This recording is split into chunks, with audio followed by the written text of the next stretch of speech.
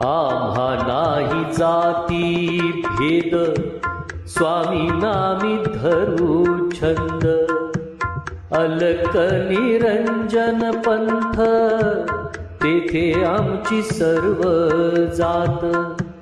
आमचा अवधूत बाणा, त्याचा धनी स्वामी राणा.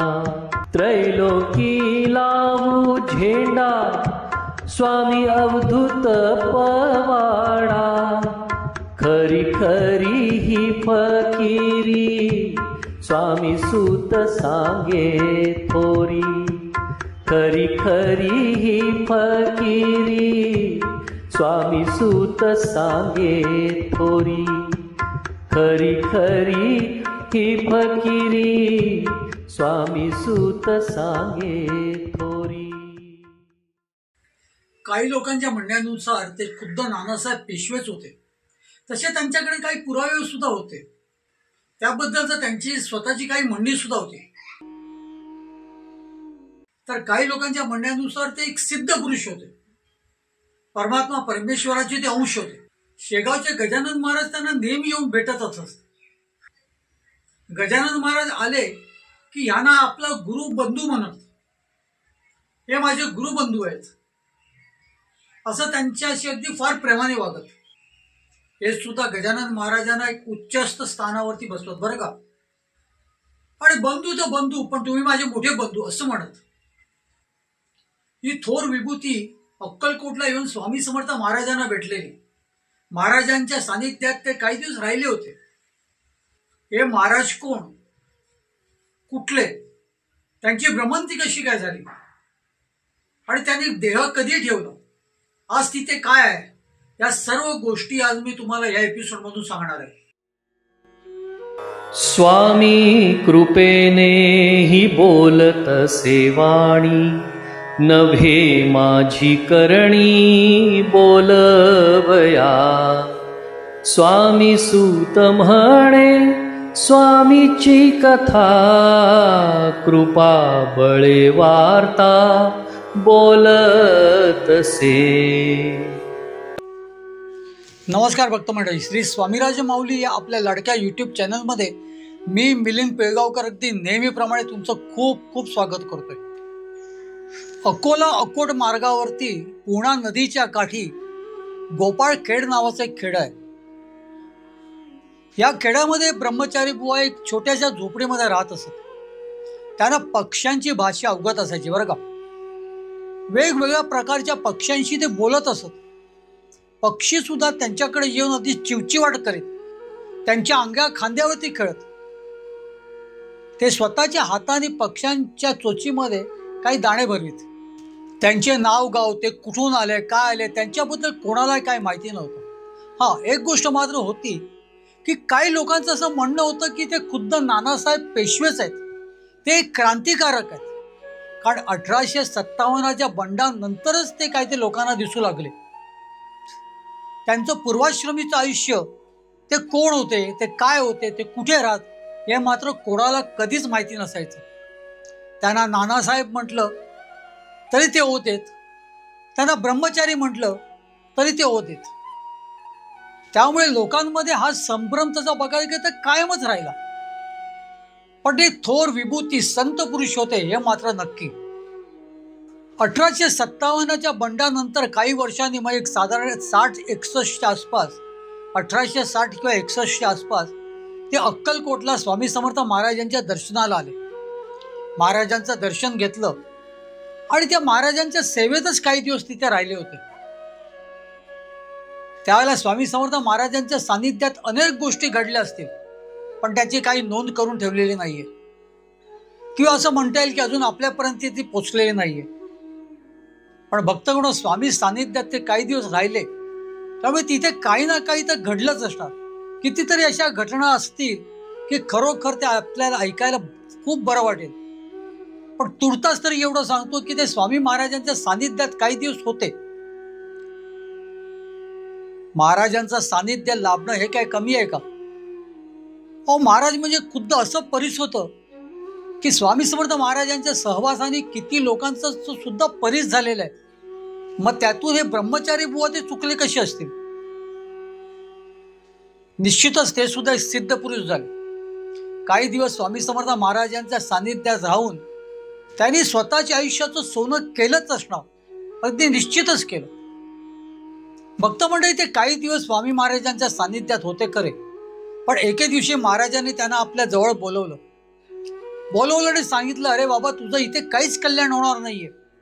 तुझी साधना करण्यासाठी हे स्थान नाहीये. तू निघ, आता आजच इथून निघ आणि नैमिष्य अरण्यामध्ये जा आणि तिथे तुझी साधना कर. स्वामी समर्थ महाराजांची आज्ञा शिरसावंद्य समजून त्यांनी अक्कलकोट सोडलं. मग त्यांची भ्रमंती कुठे झाली, काय झाली, अर्थातच त्यांना नैमिष्य अरण्यामध्ये महाराजांनी जाण्यास सांगितलेलं, त्यामुळे ते तिथे निश्चितच गेले असते. पण त्यानंतरचा सगळा त्यांचं हे जे चरित्र आहे ते आज आपण बघणार आहोत. त्याच्याकडे आज आपण लक्ष घालणार आहोत. निश्चितच ते नैमिष्य अरण्यामध्ये गेलेच असतील, काही वर्ष ते तिथे राहिलेच असतील, पण त्यानंतर त्यांची जी काय भ्रमंती होती ते भ्रमंती करत करत ते एके दिवशी पानेट या गावी पोचले. सांगितल्याप्रमाणे अकोला अकोट मार्गावरील पूर्णानंद नदीच्या काठावरचं ते गोपाळपुरी जे होतं, त्या खेडेगावाच्या तिथेच एक पानेट म्हणून एक गाव आहे. या पानेटमध्ये ब्रह्मचारी महाराज आले खरे. पानेट येथे सीताराम गंभीर पाटील यांच्याशी त्यांचा परिचय झाला. पाहता पाहता हे सीताराम त्यांचे निस्सीम भक्त झाले. ब्रह्मचारी महाराजांच्या बरोबर त्यांच्या सानिध्यात ते कायम राहू लागले. या सीताराम पाटलांच्या सुद्धा कितीतरी गोष्टी आहेत, पण त्या सर्वच इथे सांगायला गेलो तर हा एपिसोड खूप लांब होईल. सीताराम पाटील त्यांना पाहिजे नको ते पाहत असत, त्यांची सर्व काळजी घेत, पण ब्रह्मचारी महाराज त्यांच्या घरी मात्र कधीच गेले नाहीत. ते तिथेच एका झाडाखाली बसून राहत असत. एक दिवशी सीताराम पाटलांनी त्यांची आज्ञा मागितली, त्यांची परवानगी घेतली आणि त्यांच्यासाठी तिथेच एक छोटंसं एक झोपडं बांधून दिलं. त्या झोपड्यात मात्र ते अगदी आनंदाने राहत असत. त्यांची ती तेजस्वी मूर्ती पाहून, त्यांचं ते दौलदार शरीर यष्टी बघून त्यांना लोक विचारत, आपण कोण आहात? काहींना तो संशय होताच, ते खुद्द नानासाहेब पेशवे आहेत. पण कोणी विचारलं तर ब्रह्मचारी महाराज एवढंच सांगत, अरे बाबा, मला कोणी नाही, माझं कोणी सगळे सोयरे नाहीयेत, मी एकटाच आहे. आणि कशाला मला विचारता एवढं सगळं, कशाला मला सतवतायत? एवढं ऐकल्यावरती लोक मात्र लांब जात.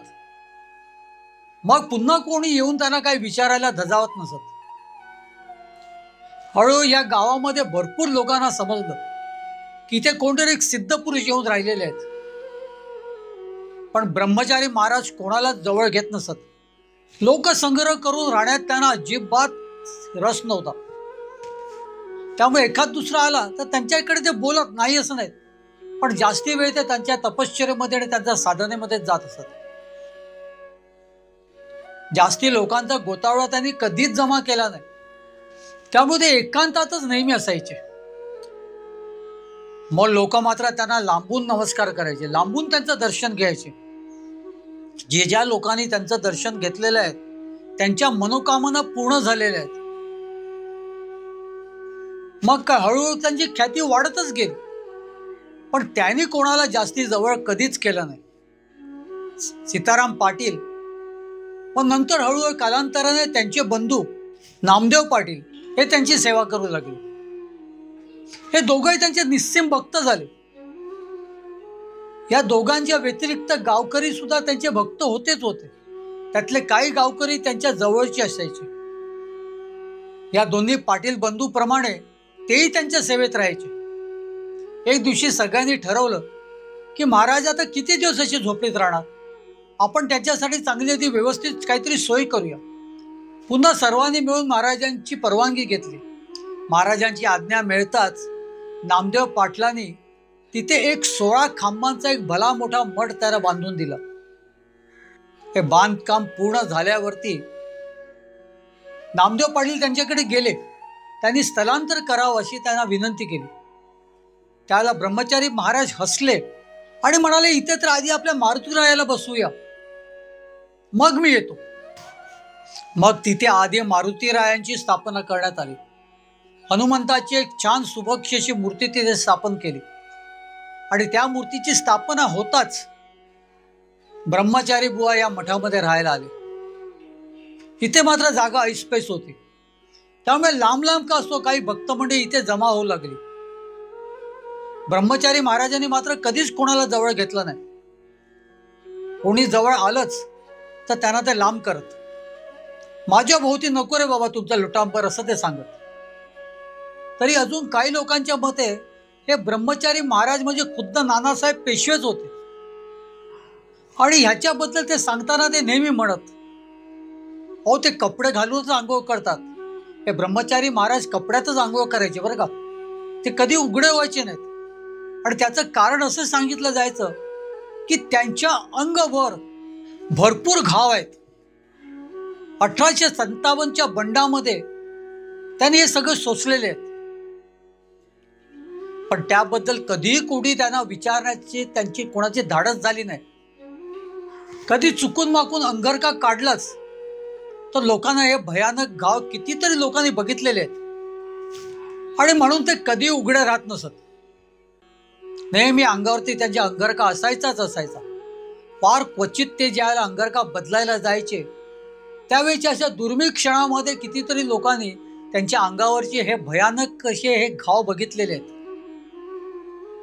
पण ते सिद्ध होते, सिद्ध पुरुष होते. ते प्रत्यक्ष स्वामी समर्थ महाराजांचं दर्शन घेऊन ते स्वामी महाराजांच्या सानिध्यात काही दिवस राहिलेले होते. मग महाराजांची आज्ञा घेऊनच ते तिथून निघाले होते. महाराजांच्या आज्ञेनुसार त्यांनी नैमिष्य अरण्यामध्ये जाऊन तपस्या सुद्धा केली असावी, साधना केली असावी. आणि प्रत्यक्ष स्वामी समर्थ महाराजांच्या सानिध्यात एखादी विभूती राहिल्यावरती त्यांचं ते काय होणार, ते पूर्णतः सिद्ध झालेले. खुद्द स्वामी समर्थ महाराजांप्रमाणेच ते सुद्धा झाले होते. आणि त्याचमुळे शेगावचे गजानन महाराज त्यांना आपला गुरुबंधू म्हणत. ते त्यांना नेहमी भेटायला येत. एकदा ब्रह्मचारी महाराजांकडे शेगावचे गजानन महाराज आलेले असताना त्यांच्यात कित्येक तास चर्चा चालते. ते एकमेकाशी काय बोलतायत ते मात्र दुसऱ्या कोणालाही ऐकू येत नव्हतं. बरं ते काय लपून बोलत होते का, तर तसंही नाही. अगदी व्यवस्थितरित्या मोठमोठ्याने एकमेकाशी संवाद साधत होते. पण त्यांची भाषा मात्र कोणालाही कळत नव्हती. ते एकमेकाशी काय बोलतायत, कोण कोणाला काय प्रश्न विचारतायत, त्याच्यावरती उत्तर काय येते हे मात्र आजूबाजूची मंडळी त्यांना त्यातलं काहीही कळत नव्हतं. थोड्या वेळाने दोघंही उठले आणि अक्कोटच्या नरसिंग महाराजांकडे गेले. पुन्हा नरसिंग महाराजांना त्यांनी काय सांगितलं हे सुद्धा कोणाला कळलं नाही. नरसिंग महाराज लगेच लगबगीने उठले, त्या दोघांचा हात पकडला आणि त्यांच्याबरोबर ते चालते झाले. हे तिघही मिळून अक्कलकोटला पुन्हा आले होते बरं का. अक्कलकोटला येऊन ते स्वामी समर्थ महाराजांशी, त्या नरसिंग महाराजांची भेट घालून दिली. शेगावच्या गजानन महाराजांनी तर स्वामी समर्थ महाराजांच्याच आज्ञेने सगळं काय त्यांचं चाललं होतं. ब्रह्मचारी महाराजांचं सुद्धा काय वेगळं नव्हतं, त्यांचं सुद्धा तसंच होतं. या दोघांनी नरसिंग महाराजांना स्वामी समर्थ महाराजांकडे नेलं. हे नरसिंग महाराज प्रापंचिक होते, प्रापंचिक. त्यांना बायका पोरं सगळं काही होतं. आपला प्रपंच संभावून ते परमार्थ करत होते. पण स्वामी समर्थ महाराजांची आणि त्यांची गाठभेट झाली काय, महाराजांच्या दर्शनाची त्यांना विरक्ती बाळ झाली. ते पूर्ण विरक्त झाले. अक्कलकोट गावानजीकच्या एका रानामध्ये, जंगलामध्ये जाऊन ते तपश्चर्या करू लागले. काही वर्षांनी अवतीभोवती सगळी वारुळं झाली. सर्प म्हणू नका, नाग म्हणू नका, वेगवेगळे प्राणी त्यांच्या अंगा खांद्यावर खेळू लागले. लोक तिथे जायला घाबरत होते. हे नरसिंग महाराज सुद्धा पुन्हा स्वामी समर्थ महाराजांच्या आज्ञेने पुन्हा अक्कोटला गेले. आणि नंतर मग पुढे 28 जानेवारी 1888 साली या अक्कोटच्या नरसिंग महाराजांनी तिथेच समाधी घेतली. आज अक्कोटला नरसिंग महाराजांची सुद्धा समाधी स्थान आहे. तर सांगायचं काय भक्त मंडळी की या दोघांनी म्हणजे ब्रह्मचारी महाराजांनी सुद्धा आणि शेगावच्या गजानन महाराजांनी सुद्धा स्वामी समर्थ महाराजांची कृपा संपादन करून घेतलीच होती. त्यानंतर त्यांनी नरसिंग महाराजांना सुद्धा तिथे नेलं आणि नरसिंग महाराजांच्या सुद्धा आयुष्याचं सोनं करून टाकलं. ब्रह्मचारी महाराज हे थोर विभूती होते, एक योगी होते, एक साधक होते, परमेश्वराचा अंश होते. आता हळूहळू त्यांची अवतीभोवती फारच गर्दी होऊ लागली. ते दयाळू होते. एवढ्या अतूट प्रेमाने लोक आपल्या जवळ येत आहेत, तर आता मात्र ते काही लोकांना जवळ घेत असत. जवळ येऊन बसले तर काहीही बोलत नसत. लोकांना सुद्धा त्यांच्या सानिध्यात राहायला खूप बरं वाटायचं, खूप आनंद वाटायचा. एक दिवशी असेच ते तिथे बसले असताना अवतीभोवती सगळी भक्त मंडळी होती. त्याच्यामध्ये रामकृष्ण शास्त्री सुद्धा होते. या रामकृष्ण शास्त्रींना ब्रह्मचारी महाराज म्हणाले, मी काशी विश्वेश्वराला जाऊन येऊ का रे? तू माझ्याकडे लक्ष ठेवशील का? नाही तर ही लोक मी मेलो मेलो म्हणून बोंबा ठोकत बसतील. रामकृष्ण शास्त्रींना त्याला काहीच कळलं नाही. महाराज विचारतात, त्यांना नाही कसं म्हणणार? म्हणून त्याने हात जोडून फक्त होकार दिला. तोच ब्रह्मचारी महाराज तिथे झोपी गेले. झोपी काय गेले, त्यांचा श्वास सुद्धा चालत नव्हता. एक चेत शरीर तिथे फक्त राहिलेलं. त्यांच्या चेतना काहीच ती राहिली नव्हती. रामकृष्ण शास्त्रींना त्यांनी सांगितलेलंच, तू मला सांभाळशील काय रे? त्यावर रामकृष्ण शास्त्री बोलले, हो. त्यांना काय माहिती की शरीर हे इथेच टाकून ते काशी विश्वेश्वराला जाणार आहेत. त्यामुळे तिथे जमा असलेल्या सर्व मंडळींना रामकृष्ण शास्त्रींनी सांगितलं की महाराजांनी माझ्याकडे त्यांचं शरीर सोपवून ते गेलेले आहेत. ते म्हणाले आहेत सुद्धा की तू माझ्याकडे लक्ष दे, आता ही लोक मी मेलो मेलो म्हणून बोंबा ठोकतील. त्यामुळे महाराज पुन्हा येणार. महाराजांचं हे चेत शरीर आपण तिथेच बसून राहायला पाहिजे. त्यांच्याबद्दलचा कुठचाही विचित्र विचार न करता महाराजांनी मला सांगितलंय काशी विश्वेश्वराला जाऊन ते येणार आहेत, त्यामुळे ते येतील. भक्तगण, एक रात्र गेली, दुसरी रात्र गेली, तिसरी रात्र गेली. महाराजांमध्ये काहीच हावभाव नाही. त्यांचं शरीर असंच्या जसं होतं, अगदी प्रेतव्रत होतं. जराशी सुद्धा हालचाल नाही, काय नाही, काही नाही. शरीरामध्ये चेतना तर अजिबातच नाही, जीव अजिबातच नव्हता. तरी पण रामकृष्ण शास्त्री मात्र तिथेच बसले. ते कुठेही गेले नाहीत. पानेटमधली गावकरी मंडळी सुद्धा खूप चिंताग्रस्त झाली. शास्त्री भाऊ आपल्याला सांगतायत खरं, पण महाराज कधी येणार? आणि महाराजांना जायचंच होतं, तर शरीर इथे कसं काय? या सगळ्या विचारात ते अगदी स्तब्ध बसले होते. त्या महाराजांच्या अवतीभोवती जी कोण माणसं जमलेली, त्यांची संख्या आता हळूहळू खूप वाढत चालली.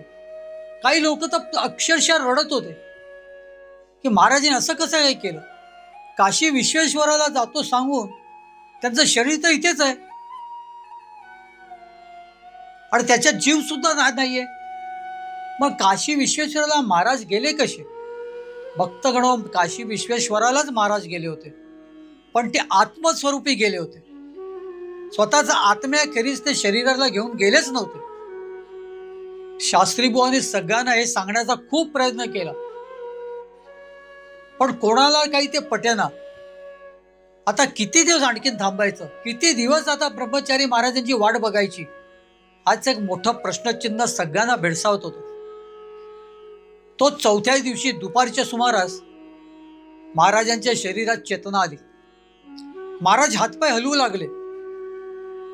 हे पाहता सर्वांचा आनंद ते गगनात मावेनासा झाला. महाराज हातपाय हलवतायत म्हणजे महाराज आलेले आहेत, निश्चितच आलेले. थोड्या वेळाने महाराजांनी डोळे उघडून बघितलं तर काय, हजारो माणसं तिथे अवतीभोवती जमली होती आणि सगळ्यांच्याच त्याची चेहऱ्यावरती आधी एक मोठा प्रश्नचिन्ह आणि चिंता, काळजी होती. त्यांना बघून त्यांना आनंद झाला हे सुद्धा महाराजांना समजलेलं. तोच त्यांना बघून ब्रह्मचारी महाराज म्हणाले, अरे मेलो की काय मी? कशाला एवढे एकत्र जमतायत? चला चालते बाबा आपल्या घरी. मग काय सगळ्यांची धावपळ सुरू झाली. अगदी आनंदात धावपळ सुरू झाली. आपले महाराज आलेले आहेत. आपल्याला जी काही चिंता होती, आपल्याला जे काही विवंचना होती, त्यातून महाराजांनी आपल्याला मुक्त केलेलं आहे. आता काय हरकत नाही. आता महाराज आपल्याला हकलवत आहेत, आपण उद्या पुन्हा येऊन महाराजांचं दर्शन घेऊया. या विचारामध्ये सर्वजण जाऊ लागले. तोच काही लोकांना महाराजांनी थांबवलं आणि त्यांना सांगितलं, अरे जातोच काय, थांब. ह्या माझ्या डाव्या बाजूला जे बोरीचं झाड आहे ना, तिथे खाली खडा बघू, तिथे माझा काशी विश्वेश्वर आहे.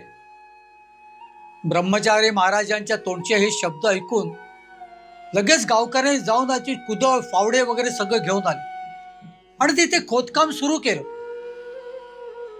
खोदतायत. 1 दिवस गेला, 2 दिवस गेले, 10 फूट झालं खोदकाम, 20 फूट झालं, 30 फूट झालं. आता पुढे तर आपण खोदकाम चालूच होतं. तोच त्यांना काशी विश्वेश्वराची शिवलिंग तिथे सापडलं. ते शिवलिंग सापडताच सर्व गावकऱ्यांना खूप आनंद झाला. मग ब्रह्मचारी महाराजांचा जय जयकार करण्यात आला, काशी विश्वेश्वराचा जय जयकार करण्यात आला. महाराज काशी विश्वेश्वराला गेलेले असताना बहुतेक खुद्द काशी विश्वेश्वरानेच त्यांना सांगितलं असावं, अरे तू जिथून आला आहेस तिथेच एका त्या बोरीच्या झाडाखाली मी आहे, तुझा विश्वास नसेल बसत तर तिथे खोदून बघ. आणि काशी विश्वेश्वरात आत्मस्वरूपी महाराज गेलेले असताना तिथे जो काय त्यांना दृष्टांत झाला त्याच्यानुसार त्यांनी गावकऱ्यांना खोदायला सांगितलं. महाराजांनी सांगितलं ते बाहेर काढायचं नाही, ते हलवायचं सुद्धा नाही. जे काय त्याची साधना उपासना पूजा अर्चा करायची ती आपण तिथेच करूया. मग गावकऱ्यांनी ते खोदकाम सगळं जरा आणखी रुंद केलं. दोन्ही बाजूला चांगल्या व्यवस्थित शिड्या तिथे बनवण्यात आल्या. खाली उतरायला एक शिडी आणि वरती चढायला एक शिडी, अशा पद्धतीने ते सगळं केलं. खुद्द ब्रह्मचारी महाराजांनीच त्या शिवलिंगावरती पंचामृताचा अभिषेक केला. अगदी षोडशोपचारे पूजा केली.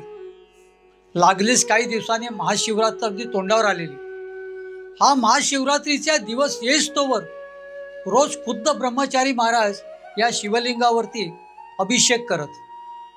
असं करता करता ज्या वेळेला महाशिवरात्रीचा दिवस आला, शिवजन्मोत्सवाचा दिवस आला, त्या दिवशी ब्रह्मचारी महाराजांच्याच सानिध्यामध्ये आणि त्यांच्या मार्गदर्शनानुसार इथे एक मोठा उत्सव साजरा झाला. भक्तगण दर शिवरात्राला या पानेर गावामध्ये या शिवलिंगाच्याकडे मोठ्या प्रमाणात उत्सव साजरा होतो. वर्षभर त्याची पूजा केली जाते. पण पावसाळ्याच्या समयी या नदीला आलेल्या पुरामुळे त्या खड्ड्यामध्ये सगळा गाळ जमा होतो आणि या गाळातच ते शिवलिंग अगदी गडप होतं खालती. पण शिवरात्राच्या अगोदर, दरवर्षी महाशिवरात्रीच्या अगोदर हा गाळ सगळा उपसला जातो. तो परिसर स्वच्छ केला जातो.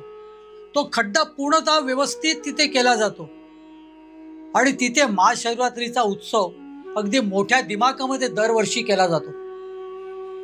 त्या ब्रह्मचारी महाराजांच्या पानेटमध्ये अनेक लीला घडल्या आहेत, अनेक लीला. त्याच्याबद्दलचं कोणी असं लिखाण किंवा डॉक्युमेंटेशन ज्याला आजच्या भाषेत आपण म्हणतो तसं कोणी करून ठेवलेलं नाहीये. ही जी काय माहिती तुम्हाला देतो ती तिथल्या गावकऱ्यांकडून मिळालेलीच माहिती तुम्हाला सांगतोय. अगदी ब्रह्मचारी महाराज देहस्वरूपी हयातीत असल्यापासूनचे जे कोण लोक येत आहेत त्यांचे वंशज सुद्धा आज इथे दरवर्षी महाशिवरात्राला येतात. महाशिवरात्री इथे धूमधडाक्यात साजरी होते. या पानेटमध्ये ब्रह्मचारी महाराज 27 वर्ष राहिले.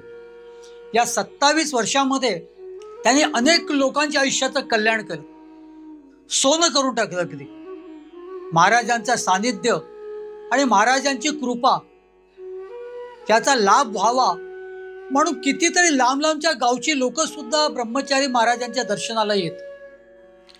ब्रह्मचारी महाराज त्यांच्यावरती त्यांच्या अगदी योग्यतेनुसार कृपा करायचे.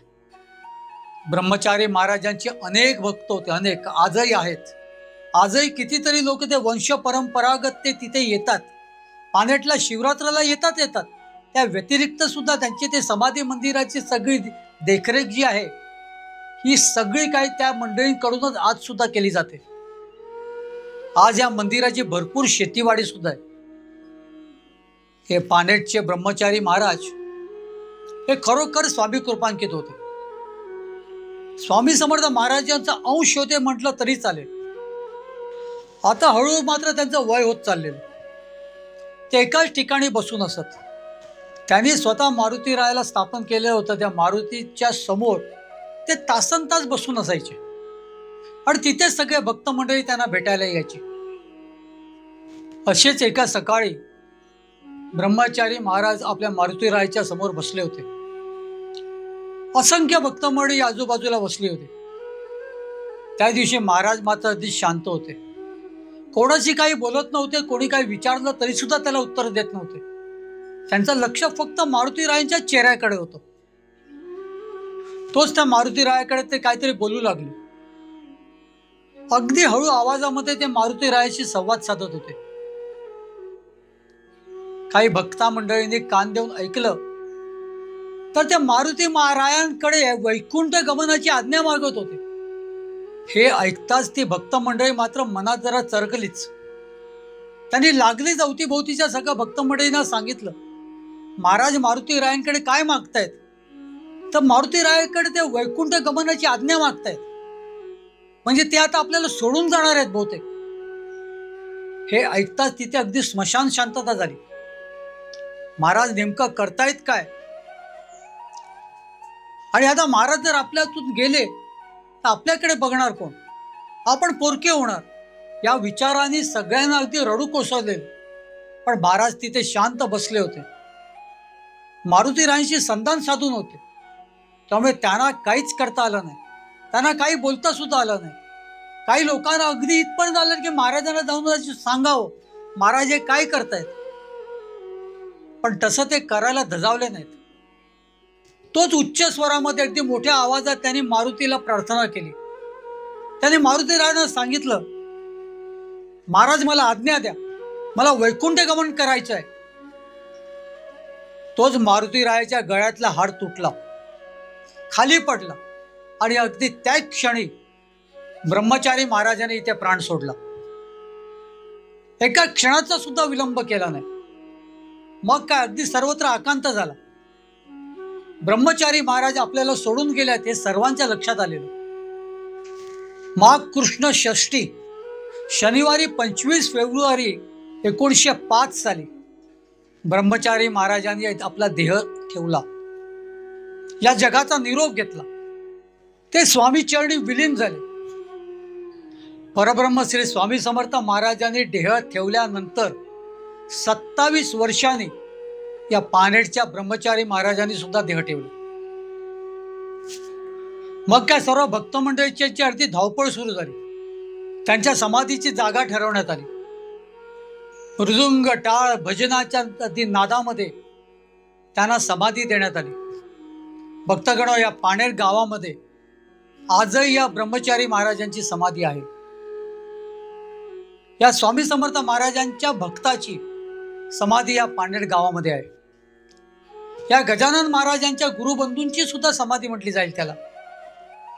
कारण शेगावचे गजानन महाराज हे या ब्रह्मचारी महाराजांना गुरुबंधू का बरं म्हणत असतील? कारण त्यांचे स्वतःचे सुद्धा गुरु हे स्वामी समर्थ महाराजच होते. महाराजांकडून आज्ञा घेऊनच त्यांच्या भ्रमंतीमध्ये ते जाऊन शेगावी जाऊन विसावलेले. आणि तसंच काहीसं ब्रह्मचारी महाराजांच्या बद्दल सुद्धा होतं. त्यामुळे ते दोघंही एकमेकांना गुरुबंधू संबोधत. पानेड या अगदी निसर्गरम्य परिसरात अगदी नक्की जावं.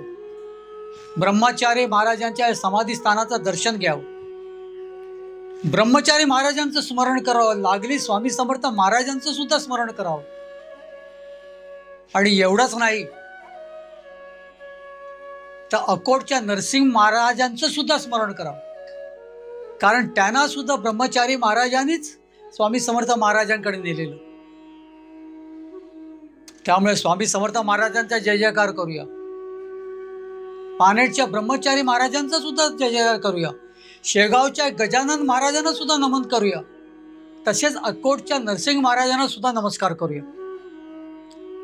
आणि म्हणूया, श्री स्वामी समर्थ, श्री स्वामी समर्थ, श्री स्वामी समर्थ.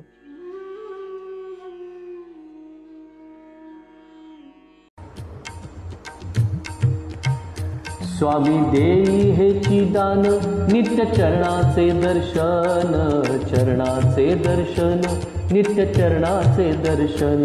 मज नको धन दारा, तुझ्या चरणी द्यावा थारा, चरणी द्यावा थारा, तुझ्या चरणी द्यावा थारा. मज ठेवावे भिकारी, सुखे करीन चाकरी, सुखे करीन चाकरी, तुझे नाम माझी जोड, मुखी राहो तेची गोड, राहो तेची गोड, मुखी राहो तेची गोड. स्वामी देई हेची दान, नित्य चरणाचे दर्शन, चरणाचे दर्शन, नित्य चरणाचे दर्शन. तुझ्या चरणी माझा माथा, ऐसे करी दीनानाथा, ऐसे करी दीनानाथा. तुझ्या नामी लागो छंद, मज द्यावे दासपद, द्यावे दासपद, मज द्यावे दासपद. स्वामी देई हेची दान, नित्य चरणाचे दर्शन, चरणांचे दर्शन, नित्य चरणांचे दर्शन. सुत मागे हेची दान, सुत मागे हेची दान, तुझ्या चरणी होऊलीन, तुझ्या चरणी होऊलीन. स्वामी देई हेची दान, नित्य चरणांचे दर्शन, चरणांचे दर्शन, नित्य चरणांचे दर्शन. मज नको धन दारा, तुझ्या चरणी द्यावा थारा, चरणी द्यावा थारा, तुझ्या चरणी द्यावा थारा. स्वामी देई हेची दान, नित्य चरणांचे दर्शन, चरणांचे दर्शन, नित्य चरणांचे दर्शन. स्वामी देई हेची दान, स्वामी देई हेची दान, स्वामी देई हेची दान.